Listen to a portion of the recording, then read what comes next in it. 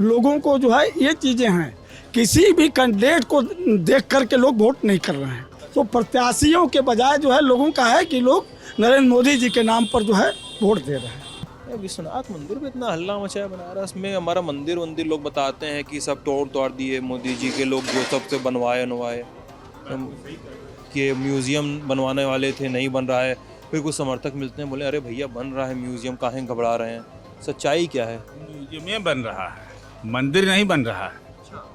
वो माल बन रहा है, माल बन रहा है। रणजीत सिंह स्वर्ण पत्थर लगाते हैं तो पुनर्निर्माण होता है, अहिल्याबाई होलकर पुनर्निर्माण करती हैं। लेकिन अगर मोदी जी उसको भव्य स्वरूप बना रहे हैं तो आप उसको कहेंगे माल हो गया, तो विध्वंस कर दिया।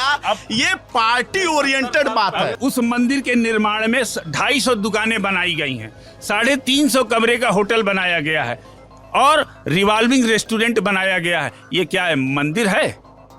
मंदिर का कॉन्सेप्ट है? ये माल का कॉन्सेप्ट है। नमस्ते, मेरा नाम सिद्धांत है और इस समय हम और मेरे साथी मोहन अपनी यात्रा के आखिरी स्ट्रेच में हैं। हम लोग बनारस में हैं। बनारस हिंदू यूनिवर्सिटी BHU का गेट बहुत दूर नहीं है यहाँ से, और ये इलाका जो है ये किंचित रत जगह का इलाका है। चाय की दुकान है, बहुत सारे BHU के पुराने छात्र बैठे हुए हैं जो अब शहर को थोड़ा ज़्यादा समझते हैं, प्रदेश को थोड़ा ज़्यादा पॉलिटिकली समझते हैं। और ये बातचीत शुरू करने के कुछ देर पहले ही मुझे ही भाई साहब ने बहुत ज़्यादा ज्ञान दे दिया है कि कहाँ क्या हो रहा है टाइप की चीज़ें आप मुझे बता चुके हैं। तो मैं कोशिश करूँगा इस बातचीत में कि बनारस में पॉलिटिकल डिस्कशन किस तरह से होते हैं उसको थोड़ा सा डिकोड किया जाए, उसको थोड़ा सा समझा जाए। आपसे शुरू करते हैं। क्या नाम है आपका? मेरा नाम डॉक्टर हर्षवर्धन सिंह। हर्षवर्धन जी, क्या करते हैं आप सर? हम पॉलिटिकली जो है हम लोग जो है एक्टिविस्ट रहे हैं और जनता दल के नवासी से लेकर के, और अभी वर्तमान में मैं लोक जनशक्ति पार्टी जो रामविलास पासवान जी थे उनकी पार्टी का मैं राष्ट्रीय महासचिव था। अच्छा। और हम लोग बनारस के ही रहने वाले हैं, विश्वविद्यालय के छात्र नेता थे। अच्छा। सर, ये पूर्वांचल में जब चुनाव आता है, पूर्वांचल में चुनाव आता है तो सब नेता कहते हैं कि पूरे यूपी का चुनाव एक तरफ, पूर्वांचल का चुनाव एक तरफ। हाँ, क्योंकि यहाँ पे चुनाव पूरा उलट जाता है। लोग कहते हैं समझ में नहीं आता है कि कहाँ पे क्या हो रहा है, किधर क्या बह रहा है, किसका वोटर साइलेंट है, किसका वोटर वोकल है। आप बताइए, और आप लोग भी चाहें तो अगर ये गलत सही बोले तो काउंटर करिएगा, मैं आपके पास आ जाऊंगा। तो पूर्वांचल में जो कुछ प्रमुख 5-6 जिले हैं वहाँ पे फाइट कैसी चल रही है, क्या चुनाव देखने को मिल रहा है? अभी जो है बनारस जो है पूर्वांचल का जो है एक सेंटर है, पॉलिटिकली भी और सांस्कृतिक भी और शैक्षणिक सब तरह का सेंटर बनारस है पूरे पूर्वांचल के। पूर्वांचल में जो है काशी हिंदू विश्वविद्यालय से लेकर के तमाम शिक्षण संस्थान हैं जो प्रदेश को, पूर्वांचल को नहीं प्रदेश को, देश को दिशा देते हैं। हमको बहुत अच्छे से याद है, मैं जब 90 में उदय प्रताप कॉलेज छात्र संघ का अध्यक्ष था, और कोई भी प्रधानमंत्री या कोई दिशा परिवर्तन, व्यवस्था परिवर्तन के देने वाले जो राजनीतिक दल हैं, तो भ्रष्टाचार के खिलाफ VP सिंह 1989 में जो है पहला उनका दौरा बनारस में ही हुआ था। अच्छा। क्योंकि ये पॉलिटिकली जो है बहुत ऊर्जावान क्षेत्र है। नरेंद्र मोदी जी बनारस को ही सेंटर बना करके जो है जब राजनीति में जो है केंद्र बिंदु बनाया, यहाँ से चुनाव लड़े और यहाँ से उत्तर प्रदेश बनारस से जो है काशी से सांसद होकर के पूरे देश का आज दूसरी बार भी नेतृत्व कर रहे हैं। तो ये एक बनारस एक राजनीतिक रूप से जो है बहुत ही क्षमता और सोचने समझने वाला क्षेत्र है। इसके वजह से पूर्वांचल के जितने भी आसपास के ज़िले हैं इससे जो है ज़्यादा इफेक्टेड रहते हैं। और मेरा अपना जो 2-3-4 दिनों से जो है मैं जो ज़िलों में घूमा, जो है मैं चंदौली का रहने वाला हूँ, गांव का मेरा गांव जो चंदौली में है। हाँ, और बनारस में मेरा जो है अपना यहाँ शहर में भी है। तो मेरा अपना ये मानना है कि चुनाव जो है ये बनारस काशी का सांसद होने के नाते नरेंद्र मोदी जी के, और डेवलपमेंट जो है काशी का जो हुआ है, लोगों को जो है ये चीज़ें हैं, किसी भी कैंडिडेट को देख करके लोग वोट नहीं कर रहे हैं जो साइलेंट। अच्छा। हाँ, यहाँ पर प्रधानमंत्री नरेंद्र मोदी जी यहाँ के सांसद हैं, ये गर्व की बात है लोगों को जे दिमाग में। दूसरा, जो मोदी जी यहाँ पर जो काम किए, जो उनके नेतृत्व में जो डेवलपमेंट का काम हुआ, ये भी एक बहुत बड़ा फैक्टर है। तो प्रत्याशियों के बजाय जो है लोगों का है कि लोग नरेंद्र मोदी जी के नाम पर जो है वोट दे रहे हैं। अच्छा, तो एक चीज़ बताइए हर्षवर्धन जी, ये बताइएगा कि मतलब आपकी बात जो सुन के मुझे लग रहा है कि प्रत्याशियों ने काम नहीं किया, काम नरेंद्र मोदी ने किया, प्रधानमंत्री ने किया और शहर के सांसद ने किया, और प्रत्याशियों को ऐसा नहीं है, और प्रत्याशियों को खुद के दम पर वोट नहीं मिल रहा है, सांसद के दम पे वोट मिल रहा है। ऐसे नहीं है। प्रत्याशियों का अपना, सबका अपना अपना वजूद है, और सब लोग अगर विधायक बने हैं तो उनका भी अपना जो है संगठन के दृष्टिकोण से भी, सामाजिक दृष्टिकोण से भी उनका भी अपना एक समाज में स्थान रहा है।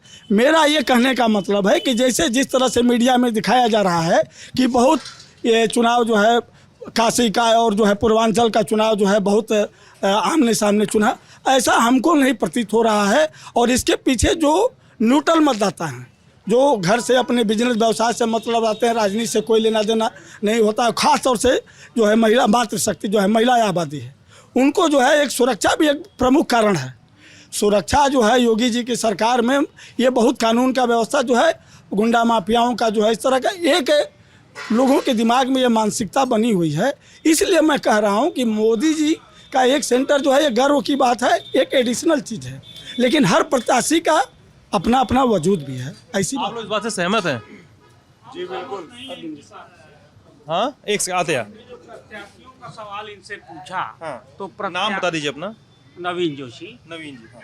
प्रत्याशियों, हाँ बढ़िए, प्रत्याशियों का रिपोर्ट कार्ड बहुत नेगेटिव है और बहुत जनाक्रोश है, अच्छा, और एक पारिवारिक डायनास्ट इस कॉन्स्टिट्यूएंसी में 3 दशक से लगातार है, और उस डायनास्ट के अगेंस्ट में एक रिएक्शनरी फोर्सेस के बीच में अंडर करंट चल रहा है। संभवतः वो अगर एक जगह सेंट्रलाइज होकर उस डायनास्ट के खिलाफ मोमेंटम गियर अप चार्ज हो गया तो संभवतः यहाँ नया इतिहास बन सकता है। कौन डायनास्ट है यहाँ पे? ये जो वर्तमान विधायक हैं, इनके पिताजी जो है 3 दशक से ये परिवार ही विधायक बन रहा है। इनकी माता जी थी पहले, उसके पहले इनके पिताजी थे। अब कैंट विधायक की बात कर रहे हैं। हाँ, तो सौरभ जी का बहुत ही जबरदस्त मुखालफत और रिएक्शन है, और संयोग से एक ब्राह्मण क्षत्रप यहाँ से मजबूती से पूर्व सांसद यहाँ लड़ाई लड़ रहे हैं, और उनका संयोग से ब्राह्मण छत्र, मतलब संयोग क्या है इसे ब्राह्मण लड़ रहा है? पूर्वांचल के एक विश्वविद्यालय, काशी हिंदू विश्वविद्यालय की राजनीति की धारा से निकला हुआ एक नौजवान जो पूर्व सांसद रहा,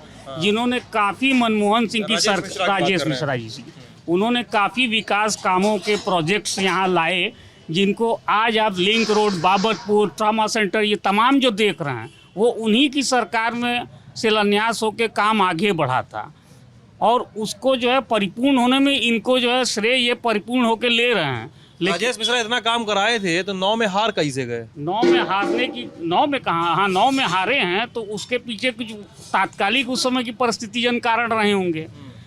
स्टॉलवर्ड मुरली मनोहर जोशी थे, और ये भारतीय जनता पार्टी का एक तरह से गढ़ है, उस गढ़ को उन्होंने भेदा भी था।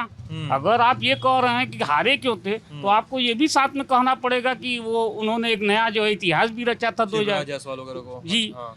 तो 3 टाइम जब वो शंकर प्रसाद जायसवाल को भी इसी वजह से हार का मुंह देखना पड़ा कि ही वॉज कॉन्टिन्यूसली जो है वो रोटेट कर रहे थे, तो आंतरिक संगठन में अंतर्कलह था, और उसके साथ ही राजेश मिश्रा का एक ग्लैमर और आकर्षण छात्र नेता वाला, तो उसकी वजह से वो जीते। और फिर वही परिस्थिति आ रही है, शंकर प्रसाद जायसवाल का इतिहास 2022 में कहीं फिर पुनः 2004 की तरह अगर दोहराया जाएगा तो आश्चर्य नहीं होना चाहिए। अच्छा, एक चीज़ बताइए नवीन जी ना, हाँ, नवीन जी, कांग्रेस की इतनी बुरी हालत क्यों हो गई बनारस में? आपने कहा संयोग से ब्राह्मण क्षत्रप चुनाव लड़ रहा है। हम विगत 3 दशक से इस प्रदेश से गायब हैं, चूंकि जाति सपा बसपा 89 के बाद जो चला है दौर समाजवादी पार्टी और बसपा का, उसके बाद से जाति गोलबंदी और सामाजिक मंडल कमंडल ये सब आया, वहाँ से हमारा क्षरण शुरू हुआ है। उसके चलते हम जो है कमजोर पड़ते गए, और लोग कहते हैं यहाँ पे जो आपका क्या हाउस है, आपका औरंगाबाद हाउस, जी जी, ललितेश पति त्रिपाठी और उनके पिताजी कमलापति, ये इन लोग का जो पूरा त्रिपाठी परिवार है बनारस में, इन्होंने सिस्टमेटिकली कांग्रेस को मार दिया यहाँ पे। ये दोषारोपण है और एक प्रोपेगेंडा है। उन्होंने जितना किया है उस परिवार ने, उसकी थाती जो है आज भी चंदौली से लगाए मिर्ज़ापुर से आज भी लोग जो है उस परिवार के ऋणी हैं। अब एक समय काल है, मैंने बोला ना कि 3 दशक से सपा बसपा जाति गोलबंदी की राजनीति के चक्कर में कांग्रेस हाशिए में चली गई और ये जाति कांग्रेस मतलब वो वाला इक्वेशन भुना नहीं पाई, ये कहिए ना। भुना नहीं पाई। कांग्रेस मतलब भुना लेती तो रह पाती भाई। अब जातीयता का गोलबंदी का समीकरण है। आफ्टर राम जन्मभूमि मंदिर 92 के बाद जो धार्मिक उन्माद, फिर जातीय उन्माद, उसके पैरेलल जो चला है, उसकी लड़ाई अभी तक चली रही है। अब जो है हम फिर से 403 सीट पे लड़ने जो जा रहे हैं 401 पे। कितना लाएंगे ये बताइए पूरे प्रदेश में? हमको लगता है कि हम अगर 30 भी पा जाते हैं तो हमारे लिए बहुत बड़ी बात है। हम उसको झूठ नहीं बोलेंगे, हम बड़ी ईमानदारी से आपसे धरातल की बातों को रख रहे हैं। बावजूद उसके हमारा वोटिंग परसेंट, जब हम 100 सीट में लड़ते हैं, 125 सीट में सपा के साथ गठबंधन करके पिछली बार, तो 6% होता है। प्रियंका गांधी वाला वीडियो देख के ना उनको बुरा लगेगा बहुत। नहीं, अब आप ये 30 सीट बोल रहे हैं, 30 सीट मैक्सिमम जो मान के चल रहे हैं ना आप। नहीं, मैं अपने एक कांग्रेसमैन होने के साथ साथ एक ईमानदार विश्लेषण भी तो करना पड़ेगा। अब आपके सामने मैं झूठ बोलूं और एकदम बीइंग हार्डकोर कांग्रेसी होके बोलूं तो वो मुनासिब नहीं है। ठीक है। तो मेरा मानना है कि आप 125 सीट पे लड़के 6% वोट पाते हैं। इस बार आप 401 सीट पे लड़ रहे हैं और देखिएगा जो 6% है वो आपका 9% से ऊपर जाने की पूरी कोशिश है। यानी 24 की जमीन तैयार कर रहे हैं। 24 की जमीन तकरीबन तैयार हो रही है। तकलीफ तैयार कर रहे हैं इस योजना में है। आपसे बात करते हैं भाई साहब।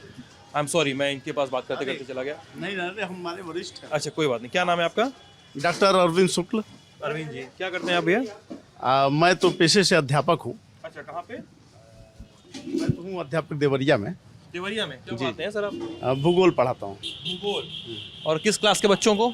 क्लास 11th और 12th के। 11th और 12th। बड़ा टेढ़ा विषय लगता था हमको भूगोल। जी। और एक ठो तो हमको आज तक कभी ये यादें नहीं हुआ, अक्षांश और क्या होता है वो? देशांतर और अक्षांश और देशांतर। हाँ, और लॉन्गिट्यूड, लैटिट्यूड, और उसमें डिग्री और अंश मार के पता नहीं कॉमा सोमा मार के टेढ़िया जाता था। कुछ समझे में नहीं आया हमको आज तक। अब रट के हम जाते थे, फिर भी गलत करके आए हैं हम आज तक हमेशा एग्जाम में वो। तो आप बताइए सर, देखिए क्या जो है क्या मूड पानी चल रहा है इधर जिस तरह से धरती में उच्चावच है, कहीं गहराई है कहीं ऊंचाई है, तो राजनीतिक जमीन भी जो है ऊंचाई और गहराई बनारस का रहा है। लेकिन इसके बावजूद जो और साथी कह रहे थे, मैं उन लोगों से कई विषयों पे सहमत होते हुए भी ये कहना चाहूँगा। पहली बात तो बनारस काम के सवाल पर भारतीय जनता पार्टी के साथ नहीं है। काम के सवाल पे? काम के सवाल पर नहीं है। अच्छा। क्योंकि प्रधानमंत्री जी ने जितना काम कर दिया वो गिनना मुश्किल है। किसी एक नागरिक से पूछेंगे तो गिनती में गिना नहीं पाएगा। तो वो तो सवाल ही नहीं कि काम नहीं हुआ है। और रही बात, काम की अपेक्षा भी नहीं है। ये तो 1989 से भारतीय जनता पार्टी का राजनैतिक राजधानी है। जब कहीं उत्तर प्रदेश में बीजेपी को जीतना मुश्किल था तो भी यहाँ बीजेपी जीतती रही है, जहाँ तक बनारस की बात है। और बीच में एक कालखंड जो अभी लोग कह रहे थे, राजेश मिश्रा एक बार सांसद जीते, नहीं तो नगर निगम बीजेपी जीतती रही है, यहाँ पे सारे विधानसभाएं जीतती रही है, पार्लियामेंट जीतती रही है, लगातार जीतती रही है। और ऐसे में प्रधानमंत्री का इस क्षेत्र से लड़ना ये बनारस के लिए अत्यंत गौरव का विषय है। तो मैं जो प्रधानमंत्री का चुनाव नहीं हो रहा है, हाँ, काम की बात। हाँ जी। तो प्रधानमंत्री जब इस क्षेत्र से हों तो ऐसे में यहाँ किसी तरह का शंका तो उत्पन्न करने का सवाल ही नहीं है। और ये बनारस की जो मूल लड़ाई है भारत के सांस्कृतिक स्वाभिमान की लड़ाई, इसीलिए वो भारतीय जनता पार्टी के साथ 1989 से खड़ा है। और भारत के सांस्कृतिक स्वाभिमान का केंद्र रहा है काशी। क्या है भारत का सांस्कृतिक स्वाभिमान सर जी?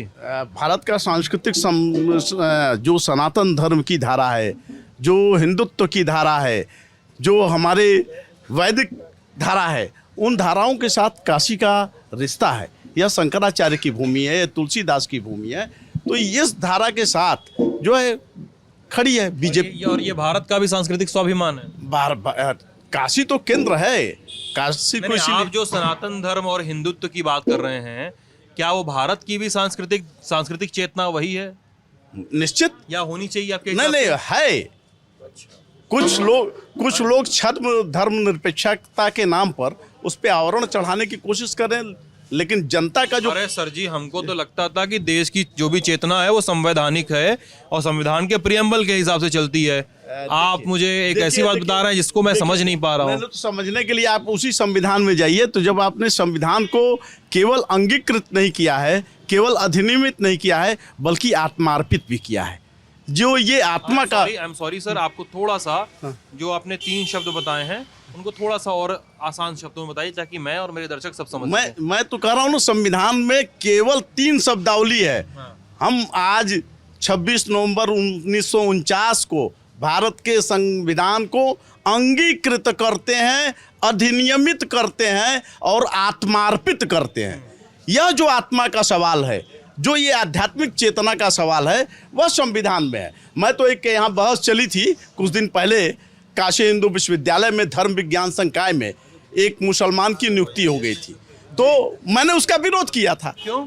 इसलिए विरोध नहीं किया था कि वो मुसलमान था, बल्कि इसलिए कि धर्म विज्ञान संकाय में सीधे सीधे वहाँ पर लिखा हुआ था कि इस धर्म विज्ञान संकाय में सनातन धर्म से इतर लोगों को किसी भी पद पर समायोजन नहीं किया जाएगा। तो जब आप ये आधार वो मुस्लिम टीचर संस्कृत पढ़ाने आया था ना? हाँ, मुस्लिम टीचर संस्कृत पढ़ाने आया था। फिरोज वो संस्कृत में उसकी नियुक्ति हुई, बाद में वो संस्कृत पढ़ाने नहीं आया था, वो वैदिक धर्म के लिए आया था और वैदिक धर्म में किसी मुसलमान की नियुक्ति नहीं हो सकती है। संस्कृत पढ़ाने आया था। यहाँ देखिए, संस्कृत के तीन फैकल्टियों में भी पद हैं। एक तो कला संकाय में है, वहाँ पर निषिद्ध नहीं है। आयुर्वेद में है, वहाँ पर निषिद्ध नहीं है, और आज वो कला संकाय में पढ़ा रहे हैं। लेकिन जो धर्म विज्ञान संकाय है, वहाँ संस्कृत भाषा माध्यम है हमारे धार्मिक संस्कारों को सिखाने का। और एक सेकंड, मैं आपको यहाँ पे इसलिए टोकूंगा ना कि मैं अभी बहराइच में गया था और हमारी टीम अभी आजमगढ़ में थी और तमाम ज़िलों में घूमी थी। मैं बहराइच में था और मुश्किल से 2 महीने पहले का वो वीडियो यूट्यूब पे पड़ा होगा। वो इतनी बड़ी बच्ची थी और उसका नाम था, वो मुस्लिम थी धर्म से, उसका नाम मुझे नहीं याद आ रहा है और ये मेरी कमज़ोरी है कि मुझे नाम नहीं याद आ रहा है। उस मुस्लिम बच्ची की उम्र थी मुश्किल से 10 से 12 साल और उसने संस्कृत में मुझे भजन सुनाए, भजन सुनाए, श्लोक सुनाए। उसने मुझे कई सारी सूक्तियाँ, कई सारी चीज़ें सुनाई। मुझे तो इसमें कोई बुराई नहीं लगती अगर कोई मुस्लिम महिला, कोई मुस्लिम व्यक्ति, अरे सुन लीजिए सर मेरी बात, मुस्लिम व्यक्ति कोई पढ़ रहा है, कोई पढ़ा रहा है, कुछ ज्ञानार्जन कर रहा है या ज्ञान का विस्तार कर रहा है। अगर आप किसी दीवार पर लगे पत्थर से हम लोग अगर ये इस चीज़ की पैमाइश करने लगें कि किस पर कहाँ का प्रवेश वर्जित है और किसका कहाँ का प्रवेश दिया जा सकता है, तो ऐसे तो बहुत सारी चीज़ें हो सकती हैं सर। और अगर उस व्यक्ति के आने पर आपत्ति है तो उसको तो आपके विश्वविद्यालय की जो नियुक्ति प्रक्रिया है वो तो इतनी पारदर्शी होनी चाहिए और इतनी न्याय और इतनी नियम सम्मत होनी चाहिए कि उस व्यक्ति को हम ये मानेंगे ना कि उस नियमों के तहत ही उसको प्रवेश दिया गया होगा, उसको नियुक्ति पत्र दिया गया होगा और तब उसे अपॉइंटमेंट लेटर मिला होगा, तो अब वो पढ़ाने आ रहा होगा। कहीं तो वो ट्रेसपास करके तो घुसा नहीं होगा और किसी नाम बदल के पढ़ाने लगा होगा क्लास में। अब जो आप भी कोई बता सकता है। आपने अपनी बात कह ली तो मैं आगे कंप्लीट करूं। देखिए, आपने कह दिया कि उस पत्थरों के आधार पर, मैं समझता हूं उस देश के जो संविधान बन रहा था तो धर्मनिरपेक्षता शब्द नहीं जोड़ा गया था प्रीएम्बल में, बाद में जोड़ा गया, ठीक है। लेकिन धर्मनिरपेक्षता के तत्व का जवाब देते हुए बाबा साहब ने कहा कि हमारा संविधान ये मूल रूप से धर्मनिरपेक्षता को प्रतिपादित करता है। इसको जो है कहीं से, इसको जो है लिखने की विशेष रूप से जरूरत नहीं है, ठीक है।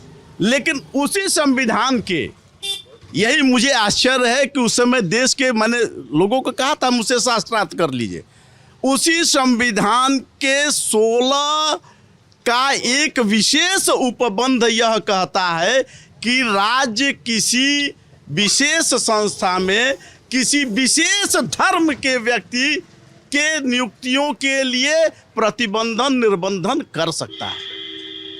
तो आप जो मूल विषय है वो धर्म विज्ञान संकाय है, वो हिंदुओं। आपकी बात मैं मान रहा हूँ, चलिए मैं इस बात को क्रॉस वेरीफाई अभी करूंगा, लेकिन फिर भी ये सुन के अगर आपके ही तर्क से चलूं तो मेरा तर्क यही है कि नियुक्ति तो विश्वविद्यालय ने की होगी सर, कि वो बंदा कहीं से पीछे से बैकडोर से घुस के क्लास लेने लगा होगा। बैकडोर से नहीं, विश्वविद्यालय ने नियुक्ति की होगी। विश्वविद्यालय के लोगों ने, उस समय के कुलपति को ये विषय जानकारी में नहीं था और उन्होंने एक्ट तो पढ़ा, लेकिन विश्वविद्यालय के जो पूरी जो नियमावली है उसके मोटा मोटा जो है ठीक ढंग से उन्होंने अध्ययन नहीं किया था, इसलिए बाद में कुलपति पढ़ नहीं पा रहा ठीक से। कुलपति ने तो नहीं पढ़ पाया, लेकिन जो वहाँ का एचओडी था, जो वहाँ का प्रेजेंट में, वो तो उनको तो जानकारी थी वहाँ पे, जो वहाँ से 10 साल से पढ़ा रहे थे, चाहे 15 साल से पढ़ा रहे थे, उनको तो जानकारी थी कि यहाँ की ऐसे कैंडिडेट हैं जो यहाँ नियुक्ति नहीं कर पाएंगे। आखिर में उन्होंने तो 10 में 10 नंबर दिया उस कैंडिडेट को, मुस्लिम कैंडिडेट को। जो इंटरव्यू में जो पैनल बैठी थी, 4 पैनल एक्सपर्ट थे बाहर से, वो भी थे उसी कैटेगरी के थे, और वहाँ के जो कुलपति थे, मान लीजिए कुलपति को जानकारी नहीं थी। जो प्रेजेंट में वहाँ 10 साल पढ़ा रहे थे उनको तो जानकारी थी इस चीज़ को कि नहीं, यहाँ के मुसलमान कैंडिडेट यहाँ नियुक्ति नहीं ले सकता। क्या नाम है आपका? धर्मेंद्र यादव नाम है, मैं हिंदी विभाग से पीएचडी करता हूँ। बीएचयू हिंदी विभाग से। मैं बता रहा हूँ उसमें क्या था, मैं बता रहा हूँ क्या था उसमें।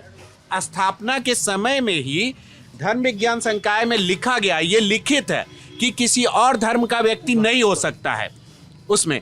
और ये हमारी सेना में भी ये व्यवस्था की गई है कि विशेष धर्म का व्यक्ति ही धार्मिक शिक्षक हो सकता है। तो जो हमारे यहाँ पहले से स्थापना के समय में उद्देश्य लिखा गया है उसकी पूर्ति नहीं कर सकते। अगर विश्वविद्यालय फेल है इस बात को कंसीडर करने में, उसकी अपनी गलती है, वो वापस ले रहा है, तो गलत क्या कर रहा है? तो क्या नहीं, मतलब धर्मेंद्र की जो बात है, धर्मेंद्र नाम है दोस्त तुम्हारा, धर्मेंद्र की बात देखिए गलत नहीं है। वीसी ने नहीं पढ़ा, देखिए वीसी ने नहीं पढ़ा, केवल वीसी तो इंटरव्यू लेता नहीं है, वीसी से साइन करता है। आपकी पूरी आपकी स्क्रूटनी कमेटी है, आपकी पूरी कमेटी है जो टेस्ट और पूरा रिक्रूटमेंट इंटरव्यू लेती है। क्या उस पूरे कमेटी, मैं बता रहा हूँ, फैसल के जो इंटरव्यू लेने वाले थे उनके सुपरवाइजर थे, ये कैसे संभव हुआ? इस पे भी तो प्रश्न चिन्ह उठना चाहिए, पहली बात। दूसरी चीज ये जान लीजिए कि अगर विश्वविद्यालय कभी ये गलती करता है तो वो अपनी गलती को वापस भी लेता है, और हमारे विश्वविद्यालय ने उस गलती को वापस लिया। इस चीज को उसने उसी व्यक्ति को संस्कृत विभाग में जो आर्ट फैकल्टी में है उसमें किया, आयुर्वेद में भी उनका मेरिट में नाम आया। लेकिन जहां तक धर्म विज्ञान संकाय की, धर्म आत्मा से निकलता है और वहां धार्मिक शिक्षक के रूप में तैयार किए जाते हैं, और जब तक आत्मा से कोई धार्मिक शिक्षक नहीं होगा तब तक वो धर्म की शिक्षा नहीं प्रदान कर सकता है। वो संस्कार होने चाहिए, वो संस्कारों के बगैर संभव नहीं है कि वो धार्मिक शिक्षा दे सके। आपने बहुत बढ़िया उदाहरण। अच्छा, आप सॉरी सर, आप नाम क्या आपका? प्रवीण। एक सेकंड भैया, बड़ा वाला मांस खा के आएंगे और वेद मंत्र पढ़ाएंगे, तो ये बड़ा वाला खाकर आप आएंगे और आप वेद मंत्र पढ़ाएंगे तो धर्मेंद्र यादव पढ़ सकते हैं, लेकिन धर्म विज्ञान संकाय का जो विद्यार्थी है उसके लिए कुछ आचरण भी हैं। वेद का अध्ययन किस परिस्थितियों में करना है आपको, तो ये सब सारी बातें हैं। तो खैर, मैं जो कहना चाहता था कि हमारा जो यह काशी है, बड़ा मांस यानी इनका कहने का मतलब है जो बीफ होता है, जिसकी आप बात कर रहे हैं। बीफ ही नहीं है, बड़े मांस में बहुत कुछ आता है, ठीक है, मैं उस पर नहीं जाना चाहूंगा। बीफ भी है, तो मैं कह रहा हूं कि जो है आप जो है वेद पढ़ाने जाएंगे तो वेद केवल एक विषय नहीं है। अच्छा चलिए, मैं आपके सामने एक सिनेरियो रखता हूँ। सिनेरियो मतलब एक काल्पनिक चीज़ रख रहा हूँ कि मान लीजिए मेरा नाम XYZ खान है, मतलब मैं धर्म से मुसलमान हूँ मान लीजिए। मैं सब कुछ किया, मैंने धर्म परिवर्तन करा लिया अपना, मैं हिंदू हो गया। अब मैं धर्म संकाय में पढ़ा सकता हूँ जी, अब मैं आपके धर्म विज्ञान संकाय में पढ़ा सकता हूँ, मैंने अगर धर्म परिवर्तन करा लिया है अपना। तो आप अगर हिंदू हो गए आचरण से भी, केवल कानूनी नहीं आचरण से भी हो गए, तो आप धर्म विज्ञान में पढ़ा ही नहीं सकते हैं। आप हमारे धार्मिक संस्कारों का संपादन भी कर सकते हैं। मतलब आपके घर में पूजा पाठ, मुंडन, शादी ब्याह करवा सकता है हम? क्यों नहीं करवा सकते हैं?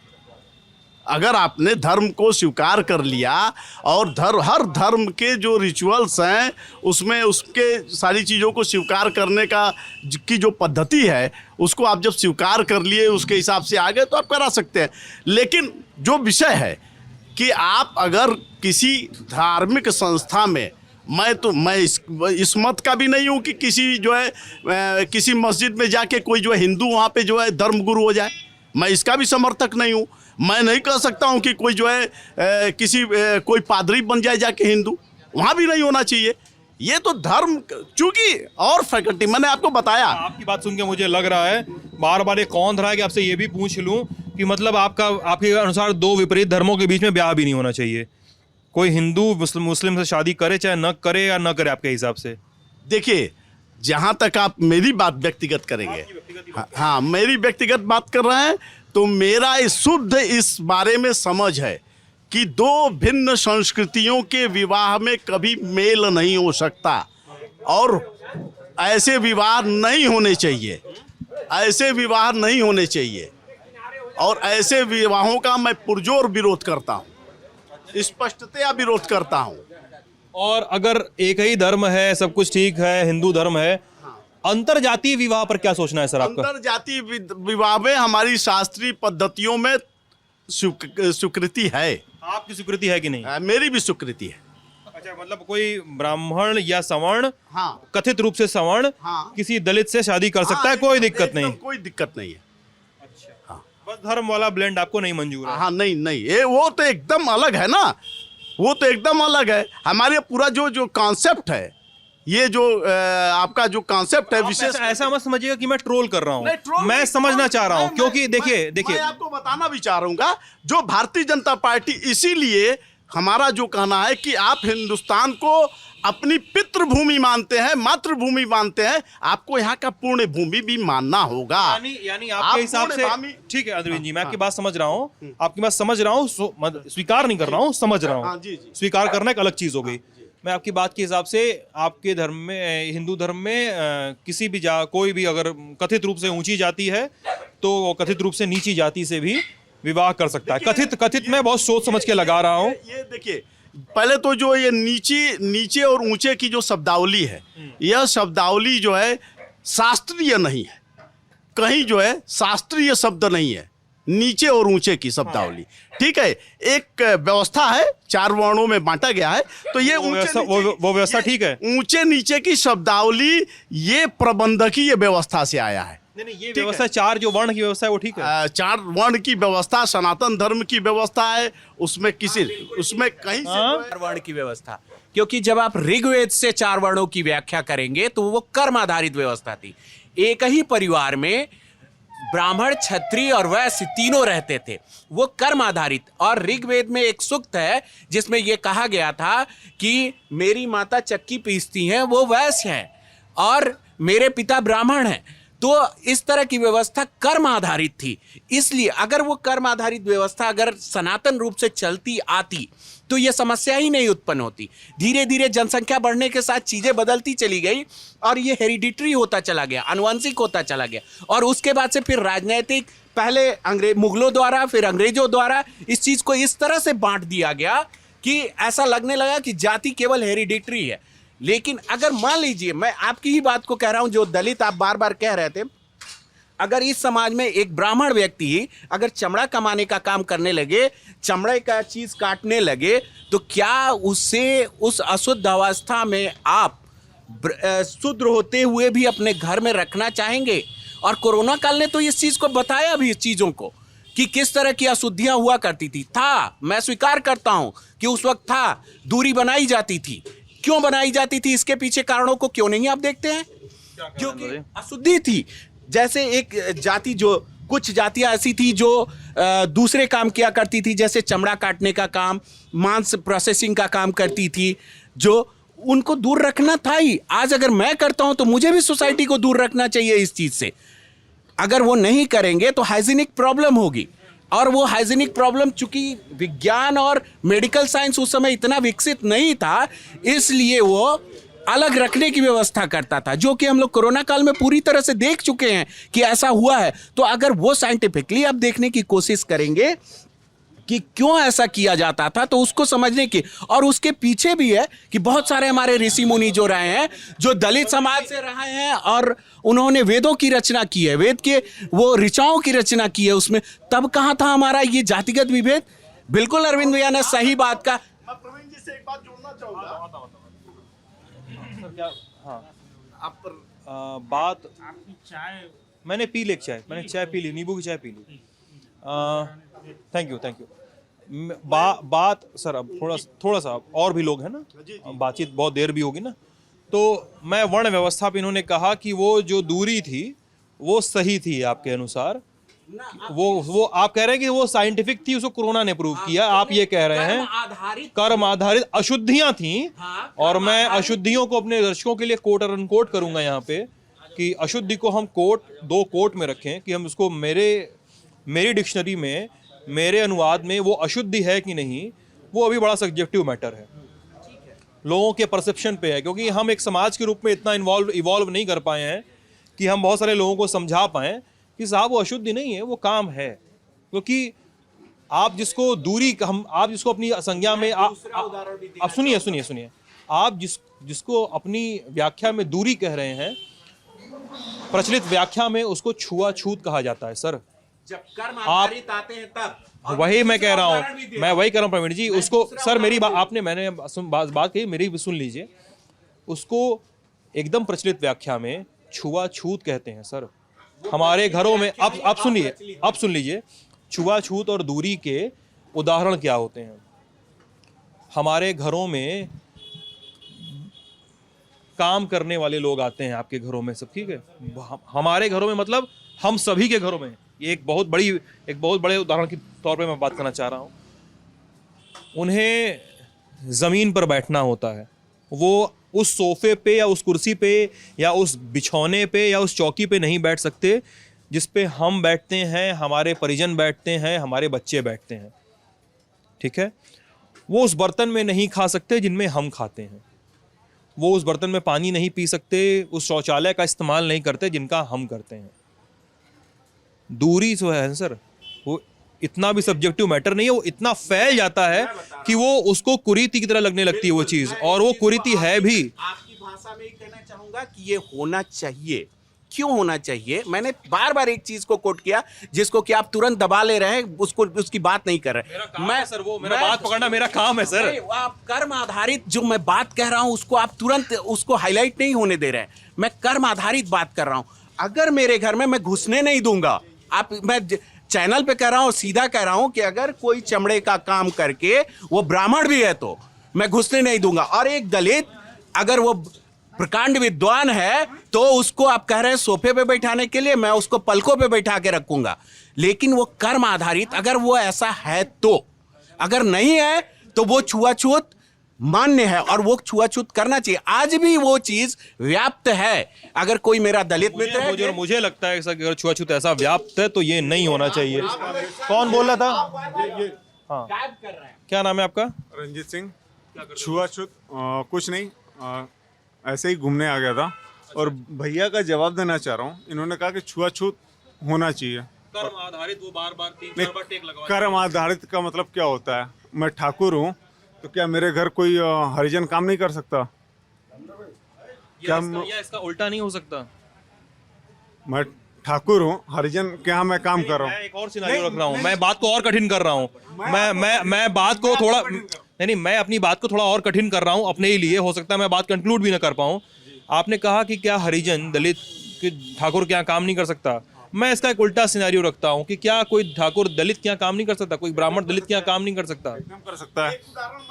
नहीं, एक मिनट, भैया का जवाब देना चाह रहा हूँ कि अगर मेरे घर में खाने को नहीं है तो यहाँ कोई दलित या ठाकुर या ब्राह्मण नहीं है, यहाँ खाने को समस्या है।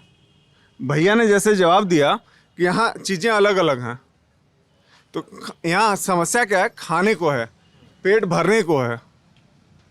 और उन्होंने जैसे कहा वो नहीं होना चाहिए, कि वो शायद मेरे से नाराज होंगे।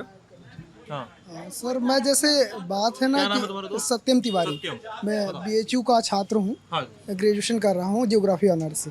जियोग्राफी ऑनर्स से। जी तो सर बात ये है ना कि जैसे आज भी हम लोग मतलब सबका अपना अपना पिच बन जाता है। हम कहीं भी जाते हैं तो हम किसी भी फंक्शन में जाएं तो हम अपने ही तरह के, जैसे हम अपने क्लास में ही देखें, हम कहीं भी जाते हैं तो अपने ग्रुप के साथ ही बैठना पसंद करते हैं। ऐसा हम लोग करते हैं। और मैं अपना व्यक्तिगत रूप से बताता हूँ कि मैं खुद ब्राह्मण हूँ। हमने कभी किसी के साथ में भेद नहीं किया, एक बात। दूसरा कि जैसे सर कि बताया कि जिस तरीके से मतलब अब मैं बताता हूँ सर कि ब्राह्मण कौन है। लोग जिसके पास सोच है, समझ है, जो पढ़ा लिखा है, वो हमेशा से युगों युगों से अपनी बात को मतलब वो किसी भी तरीके से तोड़ मरोड़ सकता है। वो मतलब ब्राह्मण तो आज जैसे ब्राह्मण तो मतलब आज की व्यवस्था बन गई है कि जिस तरीके से क्रिटिसाइज़ किया जा रहा है, लाभ तो कुछ होना नहीं है, एक बात। दूसरा नुकसान ही नुकसान है। दूसरा बात कि क्रिटिसाइज़ भी किया जा रहा है। और मैं ये कहना चाहूँगा कि जिस प्रकार से मतलब व्यवस्था बन गई है, तो आज भी जैसे आप देखिएगा जो बुद्धिजीवी वर्ग है, चाहे वो तथाकथित जी ब्राह्मण हो, चाहे तथाकथित वैश्य हो, वो आज भी लोगों का शोषण करता है। मैं नाम नहीं लेना चाहता हूँ। तथाकथित जिसको निम्न जाति का कहा जाता है, आज भी आप ऑफिस में जाएंगे तो आप देखेंगे कि वो भी आज वो आपसे ऑफिस में पैसे मांगते मिलेगा और आप उसको मतलब देंगे, क्योंकि वो आज के दौर में वो ब्राह्मण है।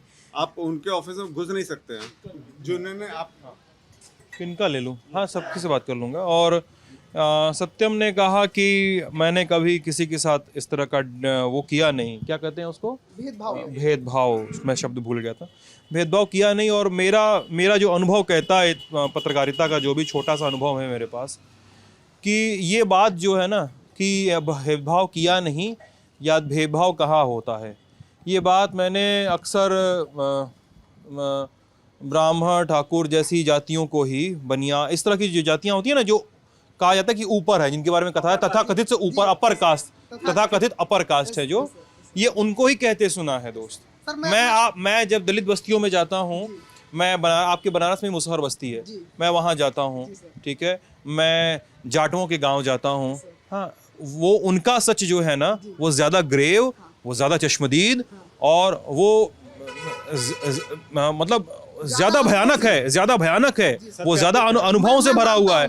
ये हमारे लिए कहना आसान है, किसी के लिए भी कहना आसान हो सकता है। टीवी चैनल पे घर पे बैठा है कोई, अच्छा एसी का हवा चल रहा है, पंखा चल रहा है, हरा के रात को मस्त सोए चौड़े होके 8 घंटा की नींद मिला, सुबह उठे काम पे गए, शाम को आ गए, वो ये कह लेगा। लेकिन जिसके पास ना, सुनो दोस्त, जिसको नाले में उतरना है ना, मेन होल में उतरना है, खुले हुए मेन होल में, यहाँ तक के पानी में उतरना है, हमारे मेले में उतरना है ना, उसके लिए दुनिया दूसरी है दोस्त। सर मैं मानता हूं। आप बताइए सर बात। सर मैं एक बात और जोड़ना चाहूंगा सर, 30 सेकंड की बात है। जल्दी हाँ। सर मैं अपना कल का ही बताता हूँ सर। जी सर, मेरा नाम अजीत है, यहाँ काशी हिंदू विश्वविद्यालय का छात्र हूँ। और वास्तव में धर्म क्या है यह हमको जानने की ज़रूरत है। हिंदू धर्म, इस्लाम धर्म या अन्य जो नाम दे सकते हैं, हमारे यहाँ कहीं किसी नाम धर्म को विशेषण मुक्त रखा है। मनुस्मृति में देखें तो कहा है, धृति क्षमा दमो अस्तेयम शौचम इंद्रिय निग्रह धीर विद्या ऐसा दशकम धर्म लक्षणम। वहाँ किसी विशेषण धर्म की बात नहीं की है।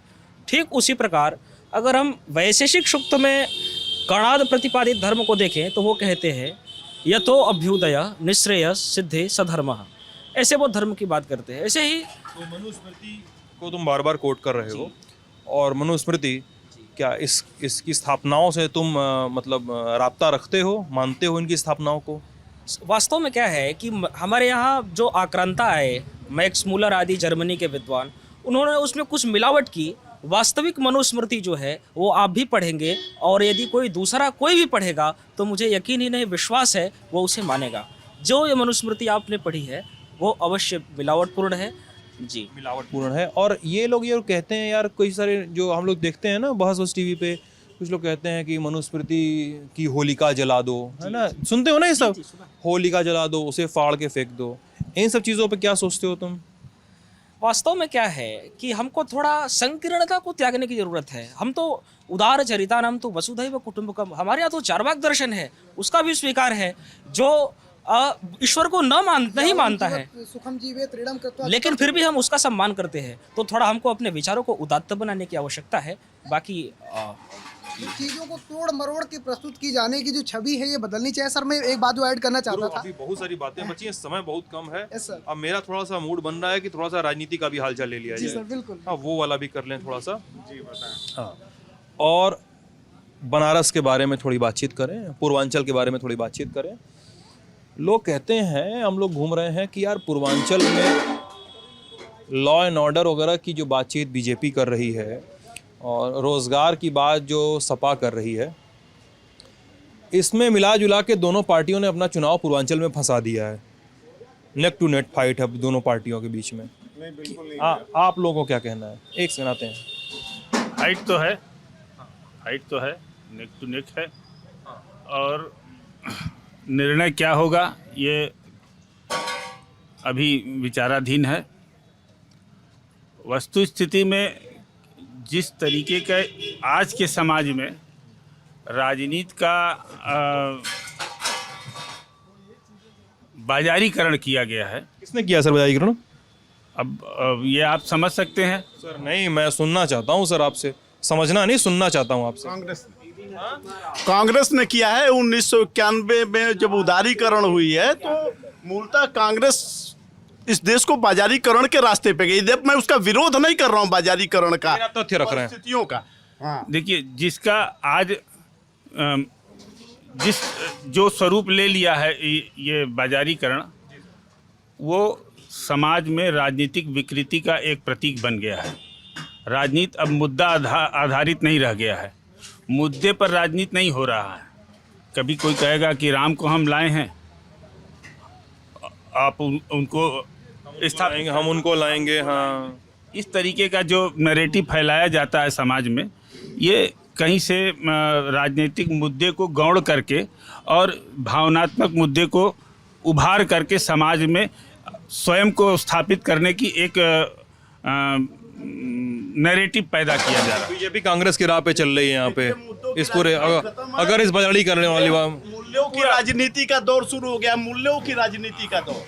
नहीं, मूल्य की तो अभी राजनीति हो ही नहीं रही है। नरेंद्र मोदी का राजनीति, अभी खाली व्यवस्था की राजनीति हो रही है। किसके पास जितनी अर्थव्यवस्था, जितनी सत्ता का पावर जिसके पास है, वो उसको किस तरीके से यूटिलाइज करता है अपने उतना छपा हुआ है राजनीतिक लाभ के लिए, वो उसको उस तरीके से यूज कर रहा है। वास्तव में जनता का जो वास्तविक मुद्दा है, जनता की जो नीड है, उसके प्रति ईमानदार कतई नहीं है। आज अच्छा, ये बताइए उदार नहीं है, ये नहीं है, वो नहीं है। विश्वनाथ मंदिर पे इतना हल्ला मचा है बनारस में। हमारा मंदिर लोग बताते हैं कि सब तोड़ दिए मोदी जी के लोग, जो सबसे बनवाए कि म्यूजियम बनवाने वाले थे, नहीं बन रहा है। फिर कुछ समर्थक मिलते हैं, बोले अरे भैया बन रहा है म्यूजियम, काहे घबरा रहे हैं? सच्चाई क्या है? म्यूजियम बन रहा है, मंदिर नहीं बन रहा है। वो माल बन रहा है, माल बन रहा है, मंदिर नहीं है वो। आप अपना परिचय दे दीजिए। आप काशी विश्वनाथ मंदिर के महंत परिवार को बिलोंग करते हैं। अच्छा, क्या नाम है आपका? राजेंद्र तिवारी। महंत परिवार को बिलोंग करते हैं आप? अब ये बता, सुनाई में दे रहा है आपके बारे में, तो कुछ तो बताइए। बिलोंग नहीं, महंत हैं ही वहाँ के। अच्छा, पूजा करवाते हैं आप? पूजा करवाने वाले महंत नहीं होते, पूजा करवाने वाले कर्मचारी वहाँ के हैं, पुजारी हैं। आप मतलब एकदम वो गर्भगृह में बैठते हैं? अभी आप मंदिर अगर जाए तो आप कहाँ दिखेंगे? अभी तो आप यहाँ बैठे हैं। हम नहीं दिखेंगे, वहाँ कर्मचारी दिखेंगे, आपके लोग दिखेंगे। अभी हमारी जगह वहाँ पर IAS अधिकारी नजर आएंगे कि 1989 में कांग्रेस ने अभी उसका अधिग्रहण थोड़ा सा अधिग्रहित किया है। 89 में नहीं, 83 में। 83 में महंत जी हैं, जिस पार्टी से बिलोंग करते हैं, उसी पार्टी ने इन लोगों का अधिकार छीन लिया और मंदिर को अधिग्रहित कर दिया। 83 में। कब से महंत हैं आप सर? कब से महंत? जन्म से। अभी भी हैं? 83 के बाद कोई महंत नहीं है। एक मिनट, महंत कोई सरकार द्वारा निर्मित नहीं होता है, वो तो परिवार वाला पीढ़ी परिवार से होता है। वो व्यवस्था उन्होंने टेक ओवर किया है। व्यवस्था, अरे सुन तो लीजिए पहले। कांग्रेस ने टेक ओवर किया और भाजपा ने उसका सत्यानाश कर दिया मंदिर का। आप उसके स्वरूप को समझिए। टेक ओवर किया तब तक तो ठीक है कि आप उसको व्यवस्थित करने के लिए काम कर रहे हैं, लेकिन उसका परिणाम भी कांग्रेस ने उसका भुगता। 83 में अधिग्रहण हुआ और 84 में उसका परिणाम कांग्रेस ने बड़े पैमाने पर भुगता।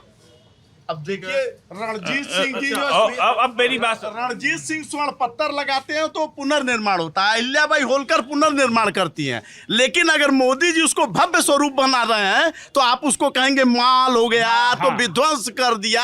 ये पार्टी ओरिएंटेड बात है, पार्टी ओरिएंटेड बात है। पूरी तरह से जितना भव्य स्वरूप बन गया है किसी को बोलने, वो बेहतरीन स्वरूप है। अरे भूगोल जी, अरे sorry Arvind ji, sorry, I am sorry, बोलने दीजिए ना सबको। ऐसा है कि रणजीत सिंह ने पत्थर चढ़ाया, मंदिर को तोड़ा नहीं। अहिल्याबाई ने मंदिर का मतलब निर्माण कराया, जीर्णोद्धार कराया, तो वो मंदिर वहाँ था नहीं, वो नया मंदिर और वास्तु के द्वारा वास्तु युक्त मंदिर बनाया, जिसमें ईशान कोण में भगवान विश्वनाथ का विग्रह अभी जो बना है वो। मेरी बात पूरी सुन लीजिए, पूरी, जब मंदिर की बात कर रहे हैं तो पूरी उसकी ईमानदारी से उसका व्याख्या सुनिएगा। और शिव पंचायतन देवताओं को उसके अनुसार वहाँ पर बैठाया था। जो वर्तमान सरकार ने पूरी पंचायतन व्यवस्था को ध्वस्त कर दिया और ग्रिल मशीन लगा के उसको तोड़ के निकाल दिया, फेंक दिया कहीं, कुछ तो नाले में पड़े थे, वहाँ से उठा के हम लोग बरामद किए लंका थाने में, आज भी वो शिवलिंग पड़े हैं। और जितना विस्तार किए हैं उस परिक्षेत्र में 7 स्वयंभू शिवलिंग थे, करुणेश्वर महादेव, अमृतेश्वर महादेव और चंडेश्वर महादेव और 5 विनायक जो पंचकोशी परिक्रमा के अंतर्गत आते थे, सारे विनायक हटा दिए गए क्योंकि इनके उस माल के निर्माण में बाधा डाल रहे थे वो।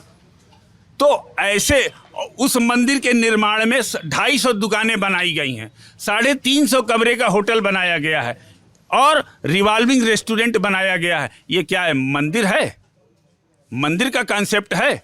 ये माल का कॉन्सेप्ट है। मंदिर को इस तरीके से विकसित किया जाता है कि वहाँ से अर्निंग की व्यवस्था सुनिश्चित हो, आध्यात्मिक व्यवस्था सुनिश्चित ना हो। तो आध्यात्मिक अरविंद जी आपको बताएंगे मंदिर का कॉन्सेप्ट कैसा होता है। आध्यात्मिक, हाँ जी, जरूर बताना चाहूंगा।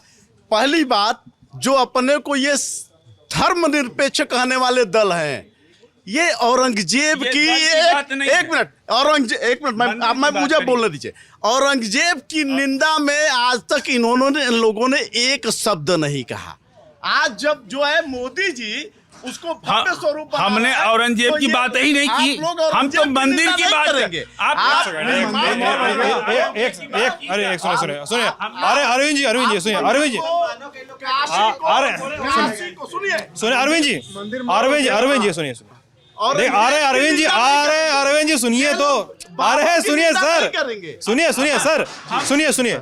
ये बात तो देखिए, मैं इनकी बात से सहमत हूँ नहीं सहमत हूँ वो बात ही नहीं कर रहा हूँ, लेकिन वो बात अलग है। मैं तो बात सुनने आया हूँ, लेकिन इनकी एक बात से मैं सहमत हो सकता हूँ। इन्होंने पूरी बातचीत में औरंगजेब का नाम नहीं लिया और आप औरंगजेब पे आप यही कह रहा हूँ कि लोग औरंगजेब का नाम नहीं लेते हैं। ये लोग औरंगजेब ने मंदिर ध्वस्त किया, तोड़ा, और बाबर ने राम जन्मभूमि स्थान को तोड़ा, उसका नाम ये लोग नहीं लेते। लेकिन अभी सुनिए राम मंदिर बनाने वाले नरेंद्र मोदी के निंदा में दिन रात ये लगे हुए, इसीलिए जनता इन लोगों को कोई तवज्जो दे नहीं रही है। एक चीज बताइए, थोड़ा सा पहले से ऊर्जा थोड़ी सी कम करिएगा, हल्की सी गुस्सा आ जा रहा है मुझे लग रहा है। दूसरी चीज, ये बोल रहे हैं, इन्होंने ये कहा कि मंदिर बनवा दिया ये, लेकिन ये बोल रहे हैं कि वो मंदिर का स्वरूप नहीं है। वो इस बात पे बहस हो रही है, आप शायद बहस को समझ नहीं पा रहे हैं। बात ये हो रही है कि वो मंदिर जो बना है वो मंदिर का स्वरूप नहीं है। इनका कहना है कि जो, सर अब मेरी बात, उसका उन्होंने कहा है कि वो स्वरूप में होटल है, उस स्वरूप में शॉपिंग कॉम्प्लेक्स है, उसमें रिवॉल्विंग रेस्टोरेंट है। जो ये कह रहे हैं, आप सुना ना आपने, वो बोले कि वो जो भी बनाया है लेकिन वो मंदिर का स्वरूप नहीं है। अगर बनाते तो मंदिर का स्वरूप बनाते तो वो अलग बात होती। अब बताइए कि वो मंदिर का स्वरूप है कि नहीं है, बात इस पे हो रही है। देखिए, जो है मंदिर को एक बेहतर स्पेस दिया गया है। जो सकरी गलियां थी, उन सकरी गलियों की जगह आप विस्तार दिया गया है कि केवल ये बनारस के लोग ही दर्शन नहीं करते, इसको ये लोग सारे पूरे देश के दर्शनार्थी आते थे। अब उसका एक पहले आते थे, पहले भी आते थे, मैं कहाँ कह रहा हूँ कि नहीं आ रहे हैं, लेकिन आते थे, उनके साथ दिक्कतें थी। उन दिक्कतों को देखते हुए किसी ने कंप्लेन आपको नहीं किया, क्योंकि आप प्रबंधन से 1983 में आपको कांग्रेस हटा चुकी थी। प्रबंधन को कंप्लेन कांग्रेस मंदिर में बात करिए ना, वहां पे विश्वनाथ मंदिर न्यास को ना कंप्लेन जा रहा था, विश्वनाथ मंदिर न्यास को कंप्लेन किया जाएगा ना, तो न्यास के सामने इस तरह की बातें थी और लोग महसूस करते थे, उसमें कहना क्या है। समझना जरूरी है, पहले जो हर गली में मंदिर थे और उसमें चाय पी के और पान खा के थूका जाता था, उन्हीं मंदिरों में वो दबे हुए थे, उसी कोने में थे भैया जो हर शिवालय की पूजा नहीं होती रही। और आप कहीं मत जाइए, काशी हिंदू विद्यालय चले जाइए, पंडित मदन मोहन मालवीय जी ने बनाया, वहाँ एक मंदिर है विश्वनाथ मंदिर, क्या वहाँ पे दुकान नहीं है? क्या वहाँ गेस्ट हाउस नहीं है? यहाँ मंदिर के प्रांगण कि ये टोटली आध्यात्मिक स्वरूप उसका जो है नष्ट किए हैं, और इसमें नीरा राडिया जैसे कारपोरेट इन्वॉल्व हैं, उनको इसमें रखा गया है। अब इससे ज्यादा और हम लोग कुछ नहीं कहेंगे। अब मैं अच्छा ठीक है मैं अच्छा सुनिए मैं एक छोटी सी बात कहूंगा, फिर सर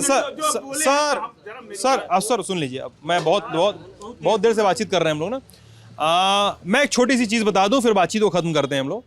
एक बार, अरे गुरु, छात्रों की बात बहुत हुई है, हम लोग बहुत किए हैं, और भी मुद्दे हैं ना छात्रों के। मैं ये नहीं कर रहा हूँ छात्रों के मुद्दे कम जरूरी हैं, मैंने की है बात के बारे में एक बार बात कर ली। अरे सर सुन लीजिए, तो अब एक कहानी बताते हैं आप लोगों को छोटी सी। मुझे याद है कि एक बार हम लोग कहीं पे दिल्ली में ही कहीं चाय वाय दोपहर में पी हुए रहे थे, तो बात हुई कि यार इसकी रिपोर्ट पढ़ी है, तो 2-3 लोगों ने कहा कि हाँ पढ़ी है। तो उसमें एक आध लोग उत्साहित होते हैं ना, जो बिना पढ़े बोल देते कि हाँ बड़ा सही लिखा था, है ना, तो बोलते हाँ बड़ा सही लिखा था, बिना पढ़े बोल देते हैं। और संयोग से उसी का पूछ लिया गया, हाँ बताओ यार क्या लिखा था, बताओ जरा सा, ऐसे पूछ लिया गया।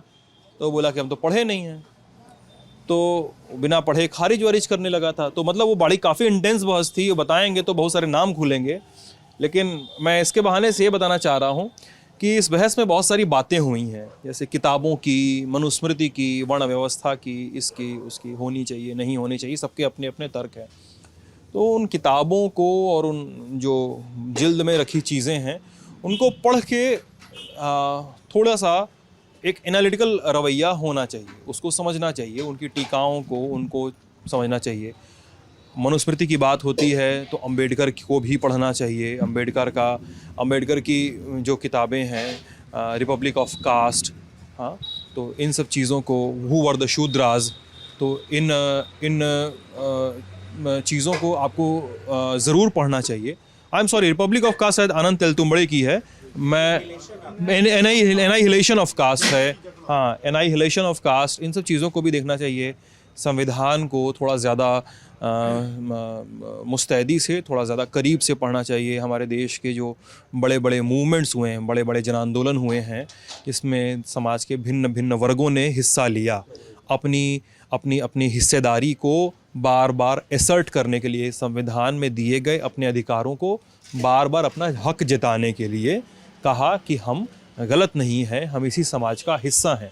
तो उन आंदोलनों को भी एक एनालिटिकल दृष्टि से देखना चाहिए। और लल्लन टॉप देखते रहिएगा, इस तरह की बहसें, इस तरह की बातचीत आपके बीच आती रहेंगी। अपना ख्याल रखिएगा, बहुत बहुत शुक्रिया।